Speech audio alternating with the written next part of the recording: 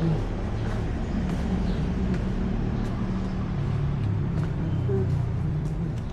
ายดี สบายดี กับเป็น FC จะเด้อ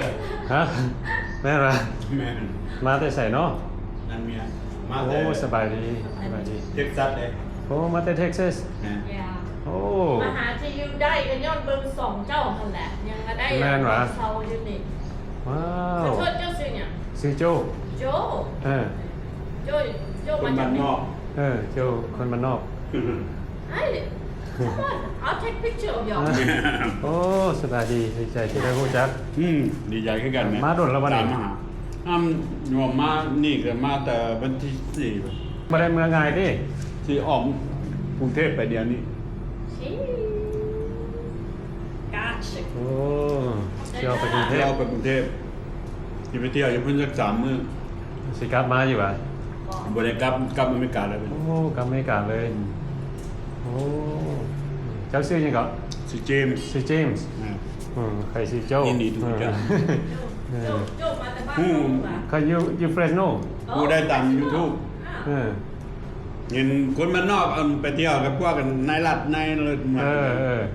มันอย่างนายเคนบ่อันพูนถึกเขาส่งมาน่ะ ค ค ำเค้นเค้นคือเป็น ไป คำ อ เค้น ยู่ที่เลยหรือเปล่า บอกเคยเที่ยวไปเที่ยวมา ไปเที่ยวมา อืม ำ เที่ยวไปเที่ยวมาในประมาณ6 เดือนครับ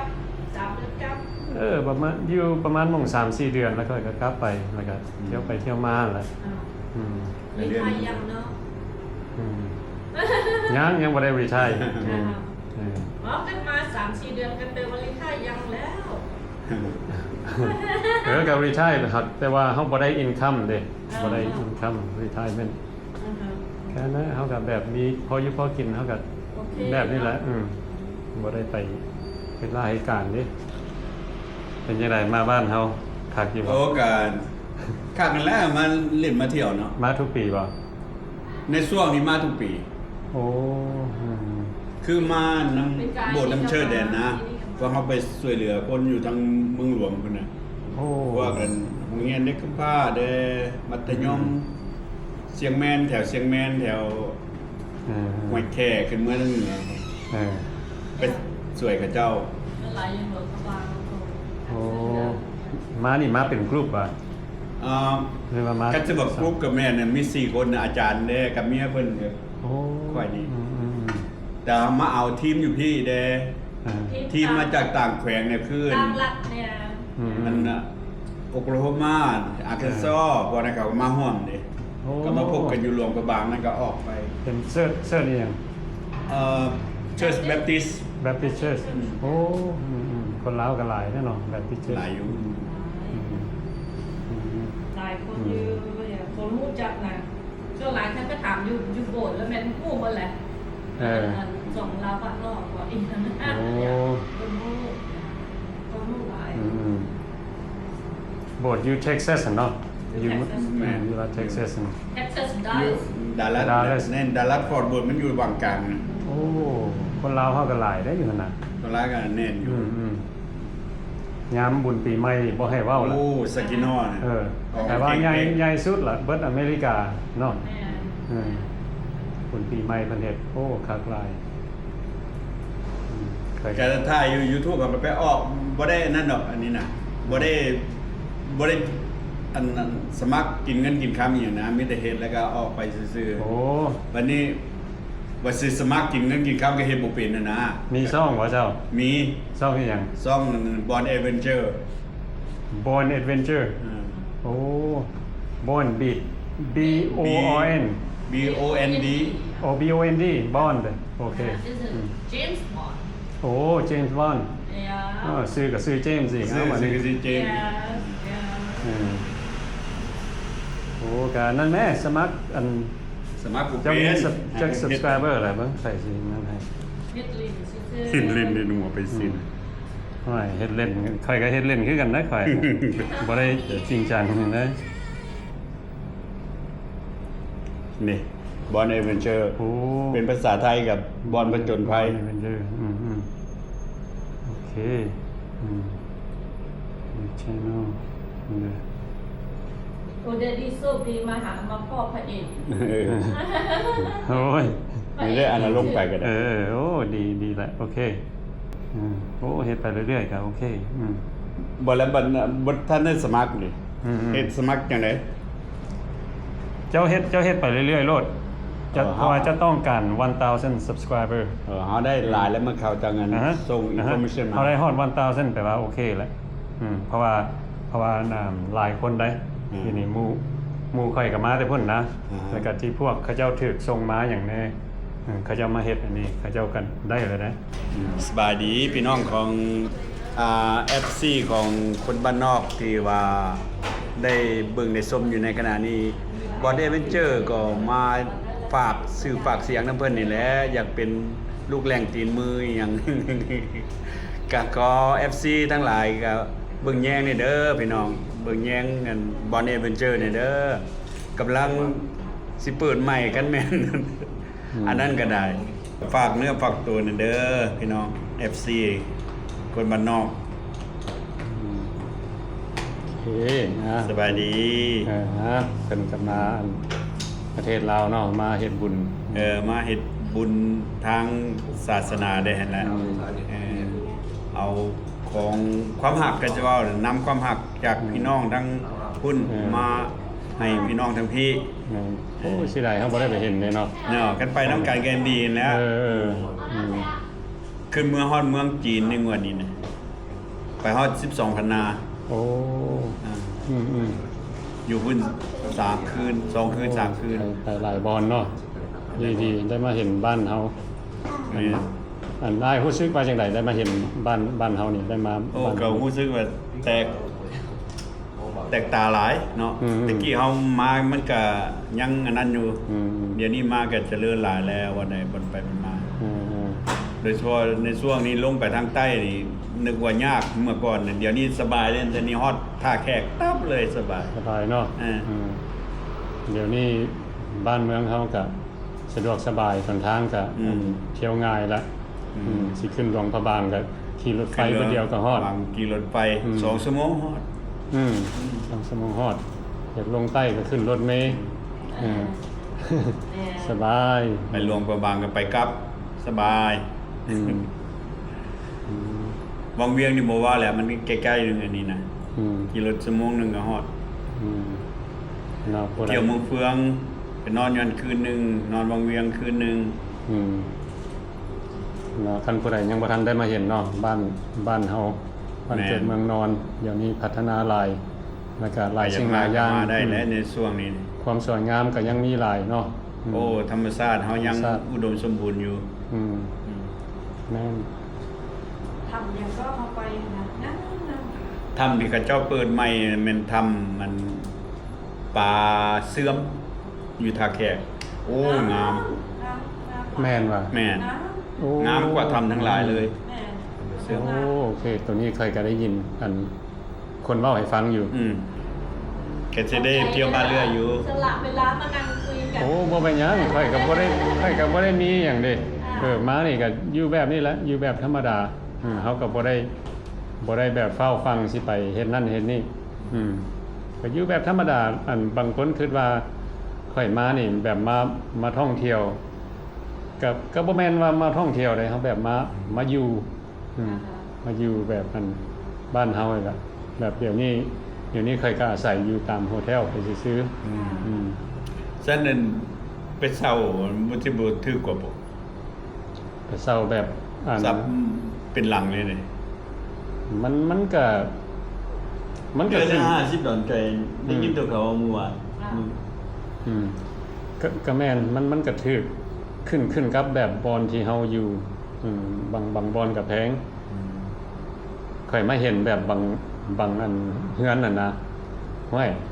2-3,000 ดอลลาร์ก็มีได้เดือนนึงโอ้มีแต่ว่าแบบจะเว้านี่ก็ค่อยก็เห็นเดือนนึงประมาณ$30ก็มีมันเป็นแบบบ้านพักคักเป็นเฮือนแถวเฮือนเป็นแถวนะห้องแถวแล้วก็อันเขาเจ้าก็มีแบบห้องนอนห้องน้ำห้องรับแขกห้องครัวมีครบเบิดโอเค เคบัดนี้โอเคโอเคครับ เจ้าคือกันโอเคเด้ออยู่ดีมีแฮง โอเคโชคดีเด้อขอบใจมื้อนี้ก็เป็นมื้อเซอร์ไพรส์เนาะเราได้มาเจอ FC มาจากDallas Fort Worth ย่างมาฮอดแถวธาตุหลวงทางพุ่นก็สิเป็นพ้นเค็ง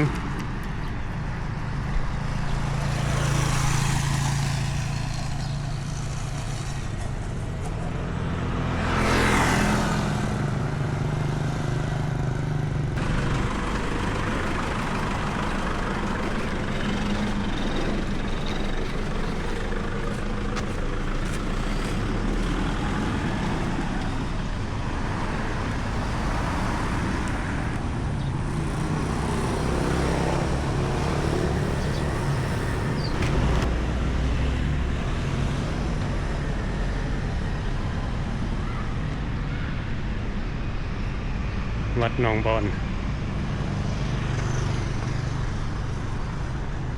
ทางหน้าพุ่นก็สิเป็นธาตุหลวงเดินตลาดธาตุหลวงตอนกลางเว้นก็สิบ่มีคนมาขายเครื่องเนาะตอนแรงเพิ่นเปิดแล้วก็มีหลายห้านมีหลายคนออกมา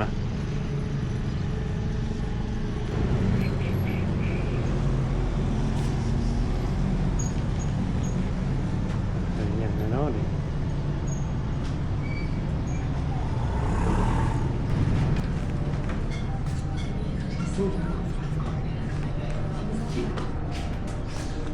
สบายดีนี่เนาะมื้อนี้เราก็สิกินสิเป็นอาหารเช้า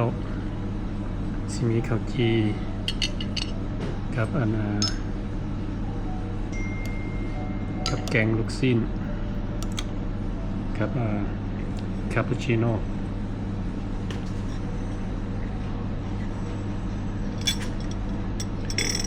ตรงนี้ 40,000 กีบและตรงนี้ 30,000 กีบ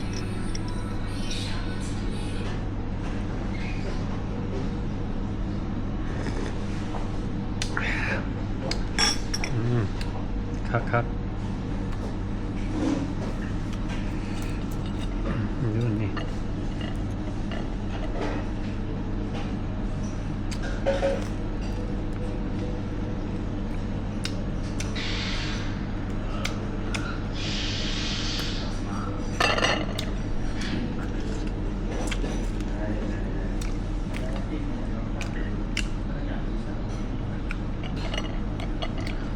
ชิมลูกชิ้น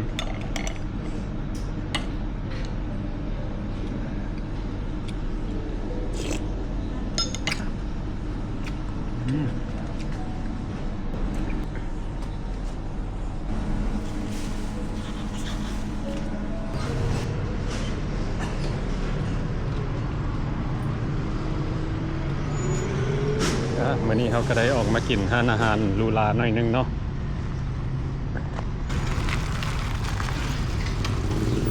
ก็มีร้านไอศครีมร้านบับเบิ้ลที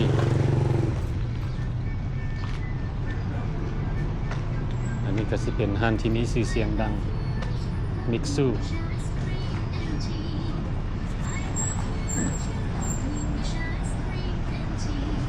ร้านนี้เขาเคยกินหลายเทื่อแล้วเนาะร้านมิกซูสิลองเบิ่งร้านนี้เบิ่งนี่บ่เคยกินจักเทื่อนี่ซื้อร้านของเพิ่นเนี่ยเจmilk tea and ice cream เราถืออยู่บ่นี่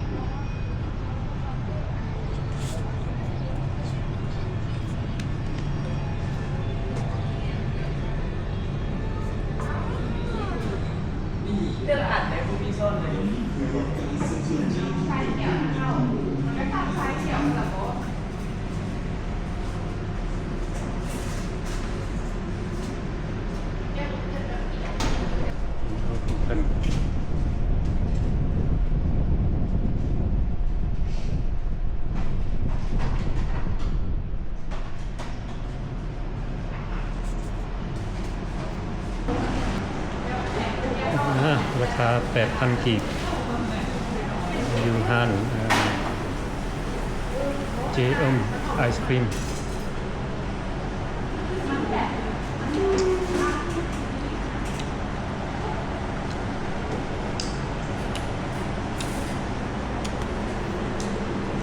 ห้านอันนี้เพิ่นเอิ้นว่าจังไดซื้อห้านเจอึมโอ้เป็นภาษาอหยังภาษาลาวอ่ะเจอึมโอ้อึมหรืออุ้มอึมแปลว่าหยัง เป็นซื้อเจ้าของร้าน โอ้ซื้อเจ้าของห้าน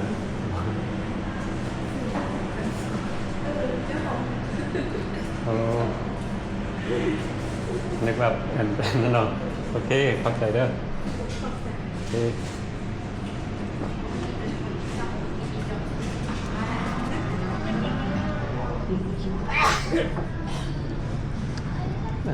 ออกมาแวะกินไอศครีมซื้อห้านของเพิ่นเจอึมเป็นซื้อของเจ้าของห้านเพิ่นว่าสิเป็นห้านของคนลาวนี่เขาซื้อไอศครีมโคน 8,000 กีบเดี๋ยวนี้ก็อยู่เดินตลาดท่าหลวงเขาสิข้ามไปทางในพุ่นเนาะสิไปทายให้เบิดทุกคนได้เบิ่งว่าเป็นมีรายการอหย่างบ่นี่คือว่าเห็นรถหลายคัน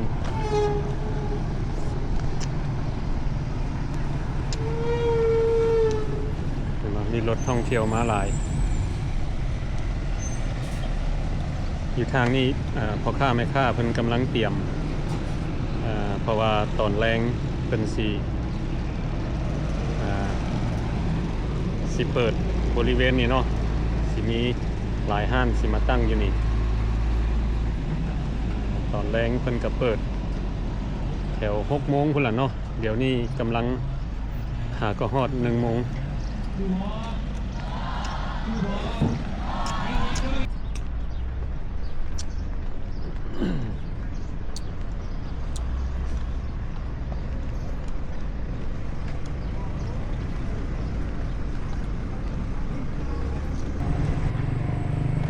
มาทางในนี่เป็นก็มีท่องเที่ยวมาหลายคือกันเนาะรถเมล์ทางหน้าสิเป็นรถท่องเที่ยว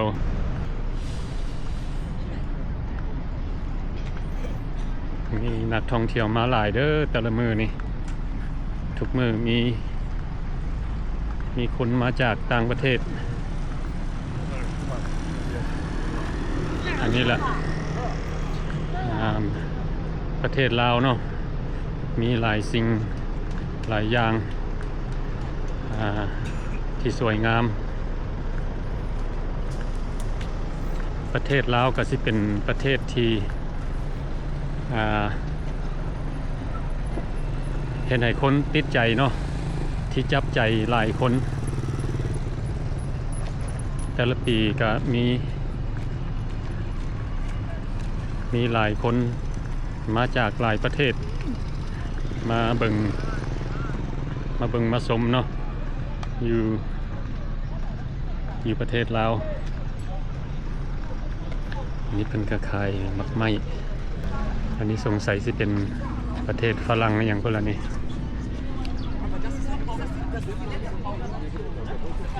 ประเทศฝรั่งประเทศจีนประเทศเกาหลี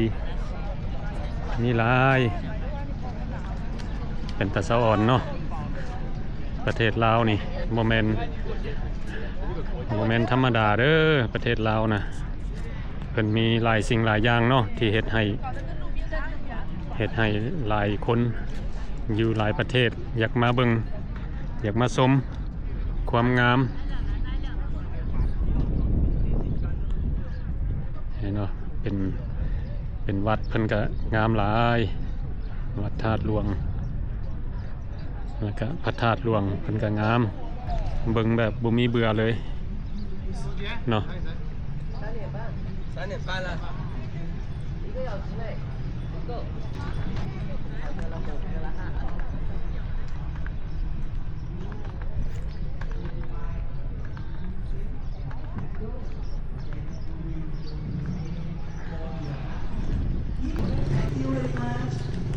เพิ่นมีคน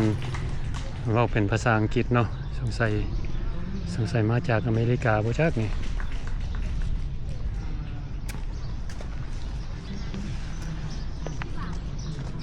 นี่เนาะเพิ่นก็มี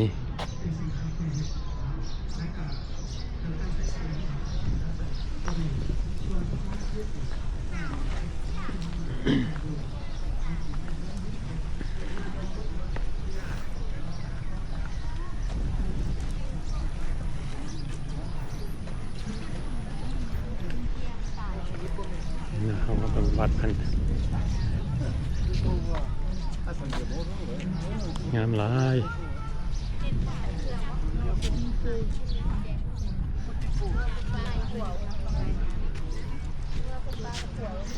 ต่างประเทศก็มา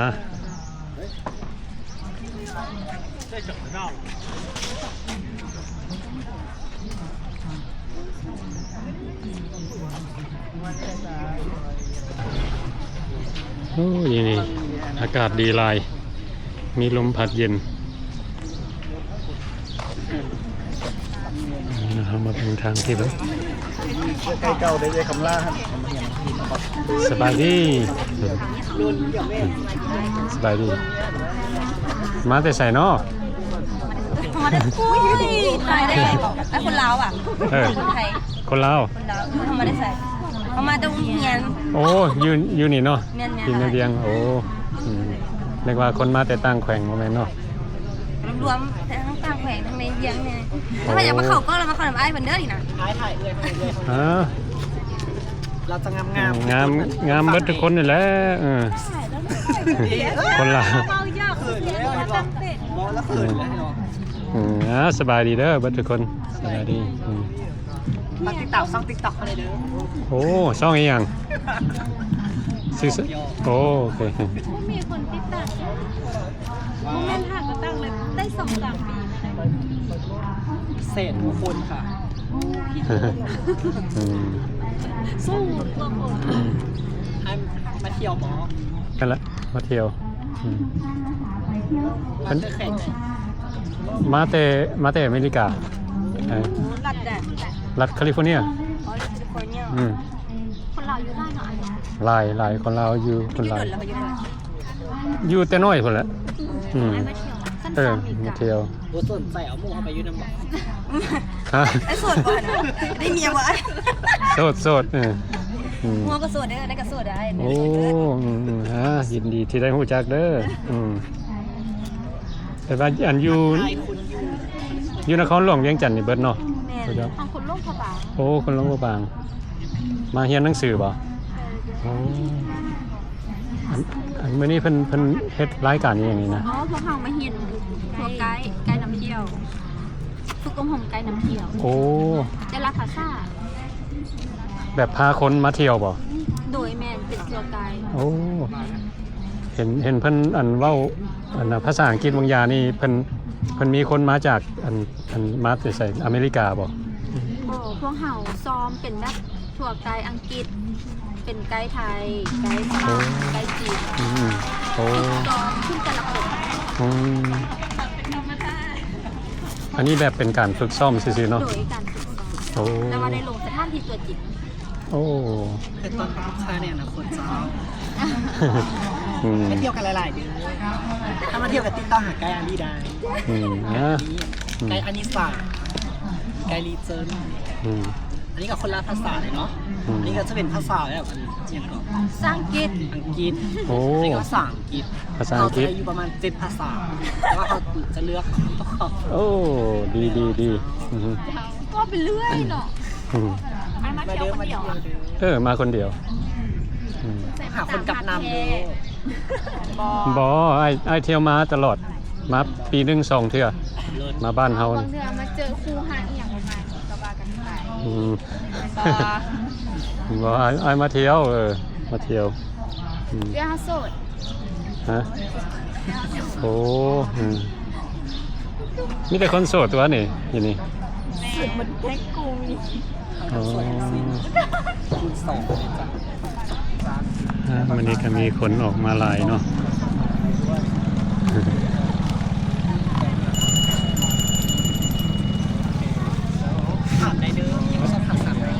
อธิบายให้อันพี่น้องได้ฟังได้บอกว่าเพิ่นเฮ็ดอีหยังมื้อนี้ โดยอันนี้ก็จะเป็นการอะไรครับอันนี้เป็นการที่เขาเรียกว่าฝึกอบรมไกด์นำเที่ยวในอนาคตที่ว่าซึ่งแต่ละคนนี่ก็เป็นไกด์แต่ละภาษาบางคนก็จะเป็นไกด์ภาษาเวียดภาษาจีนภาษาอังกฤษภาษาไทยสินะอันนี้ก็จะเป็นการฝึกเพื่อว่าอย่างฝึกเพราะว่าเมื่อปฏิบัติตัวจริงเขาจะได้เฮ็ดเวียกแบบใด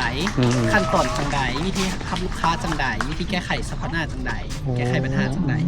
ก็คล้ายๆแบบว่าทุกคนอยู่นี่เป็นทูตวัฒนธรรมลาวเพื่ออย่างตัวนักท่องเที่ยวมาเที่ยวลาวเขาก็จะได้เป็นตัวแทนในการนำเสนอนำพาเที่ยวจะเป็นคล้ายๆแบบเป็นไกด์นำเที่ยวหรือว่าพนักงานนำเที่ยวนั่นเองอันนี้ก็จะเป็นพนักงานนำเที่ยวระดับศาสตร์มาเลย โอ้ เพราะเขาจะฝึกอบรมกันทั้งหมดอยู่3 เดือนเพื่อว่าจะได้บัตรเมื่อว่าได้บัตรแล้วเขาจะได้เป็นไกด์แบบเต็มตัว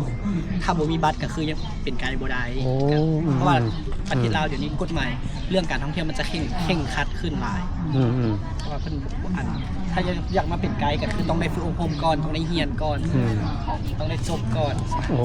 จึงมาได้เป็นตอนนี้เขากับฝึกอบรมมาอยู่ที่ประมาณ2 เดือนปลายแล้วนี่1 เดือนก็จบแล้วส่วนการฝึกของพวกเขาก็จะมีหลายๆวีซ่าในการฝึกก็จะมีทั้งแบบการศึกษาพุทธประวัติศาสตร์ที่ของประเพณีชนเผ่าประมาณนี้เพื่อว่าการเทคนิคการท่องเที่ยวบนการนำเสนอลูกค้าจังใดนะได้ โอ้ แต่ว่าในอนาคตนี้ยังจะมีไวๆนี้เนาะเพิ่นว่าจะมีพนักงานท่องเที่ยวลาวนี่สามารถไปรับลูกค้าไปต่างประเทศได้มีประมาณแบบเวลาไปต่างประเทศก็จะเป็นทัวร์ลีดเดอร์ได้ในอนาคต มื้อนี้ก็อันนักท่องเที่ยวมาหลายเนาะเป็นรถเมล์รถหยัง นักท่องเที่ยวมาหลายมืออยู่พระธาตุหลวง โอ้ ซึ่งนักสัมมนากรของเขาเนี่ยมีทั้งหมดอยู่81 ท่าน81 คนนะครับแต่ละคนเก่งไปเลยมีทั้งแบบภาษาหลายภาษาเลยบางคนก็ได้หลายภาษานะ โอ้อันนี้ก็นักท่องเที่ยวคือกันเนาะเป็นยังรอเบิ่ง นี่ก็จะเป็นนักท่องเที่ยวและคนที่คือพวกน้องเรียนจบมาเนาะได้บัตรแล้วก็จะได้มาเป็นพาแขกเที่ยวแบบนี้ โอ้แล้วก็แต่ละคนนี่อันได้ภาษาอย่างไงนี่ภาษาก็จะมีทั้งภาษาอังกฤษเวียดนามไทยจีนแล้วก็ยังมีเกาหลีก็มีญี่ปุ่นก็มีแล้วก็ยังมีภาษายุโรป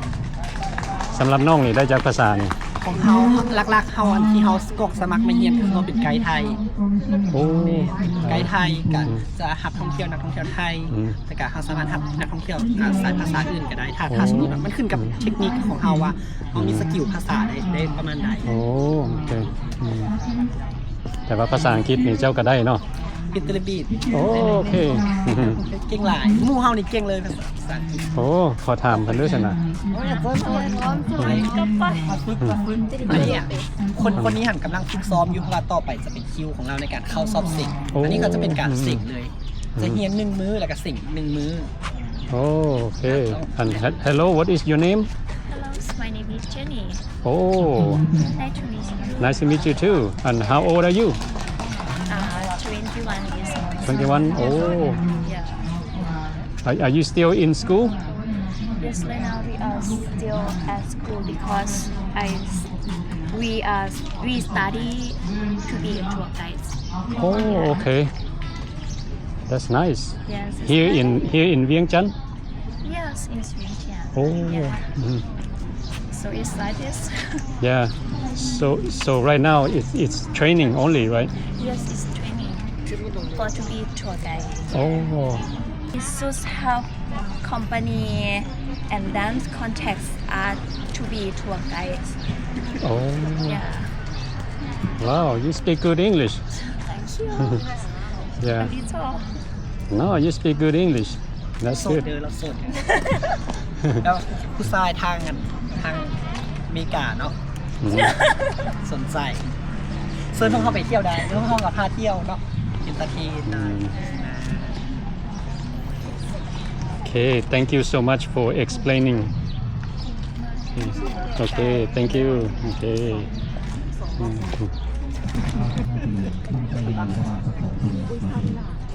ได้เลี้ยวเขาฟัง วันนี้เขาก็ได้มาเจออันแนะนำตัวเองได้ป่ะ สบายดีคนแนะนำตัวเองเนาะข้าพเจ้าคำใส่พุทธิวงศ์เนาะขออนุญาตแนะนำเกี่ยวกับ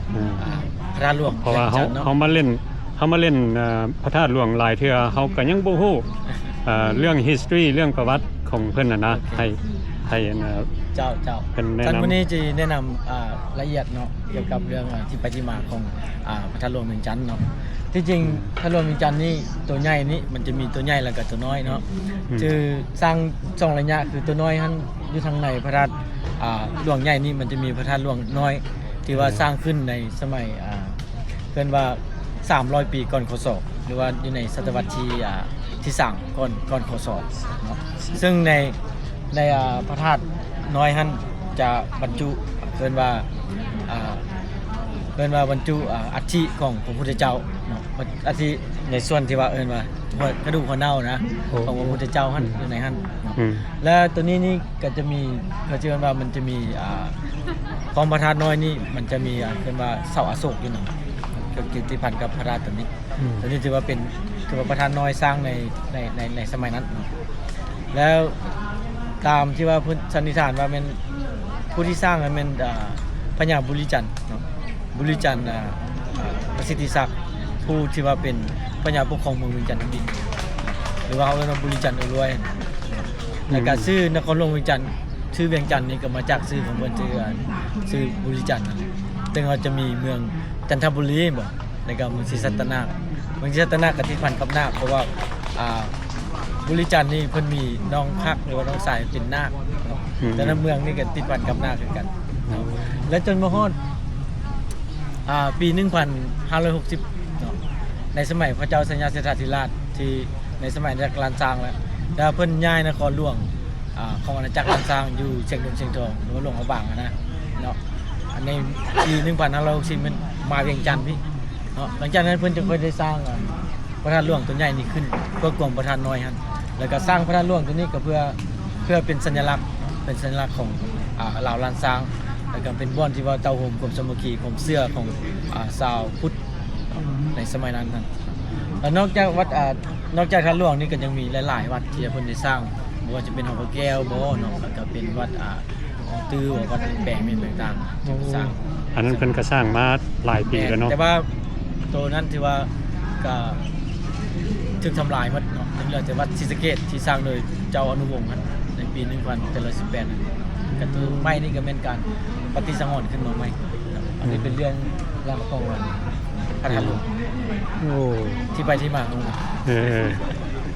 เนาะยินแนะนำนั้นก่อนเขาก็ตะกี้ก็มาเรื่อยๆหักแต่ว่าเขาก็บ่ฮู้หลายเรื่อง history ว่าซั่นซะเขาก็มาเบิ่งก็แบบหลายคนนี่แหละมาเบิ่งมาถ่ายรูปมารอเบิ่งหักแต่ว่าเขาก็บ่ฮู้ว่า history เป็นแบบใดเนาะหักแต่ว่าก็สวยงามเฮามาเบิ่งซื่อๆนี่เห็นบ่มาเบิ่งมันก็สวยงามหลายแล้วก็วัดอันนี้เป็นวัดอีหยังนี่ตัวนี้นี่ก็เป็นวัดที่ว่าเพิ่นสร้างขึ้นมาใหม่เนาะที่ว่าสร้างที่ว่าประกอบขึ้นมาเรียกต่างๆเพราะฉะนั้นอันนั้นถึงปานใดตัวนี้ก็งามเนาะแม่นเป็นวัดที่สร้างขึ้นมาใหม่นะครับมันแต่เก่ามันมีเนาะมันมีสลากพันห้องอยู่บริเวณนี้ก็จำบ่ได้ว่ามันอยู่ตรงไหนสลากวันนี้เขาก็ได้ฮู้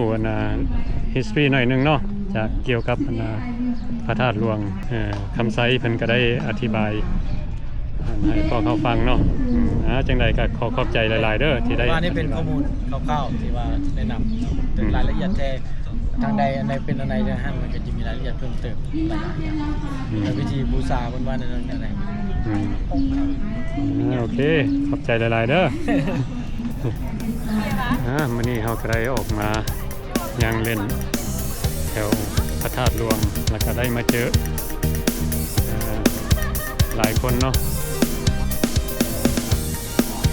แล้วมื้อนี้ก็มีท่องเที่ยวออกมาหลายโอเควิดีโอนี้ก็บ่มีหยังหลายเนาะให้พี่น้องได้เบิ่งอันนี้ละประเทศลาวเนาะประเทศที่สวยงาม แล้วก็มีหลายคนจากหลายประเทศอยากมาท่องเที่ยววันนี้เขาก็จะได้ขอจบคลิปนี้ไว้สำหรับสักคนเนาะแล้วก็เป็นจังใดก็ขอขอบใจเมื่อทุกคนที่เข้ามาเบิ่งวิดีโอของเรา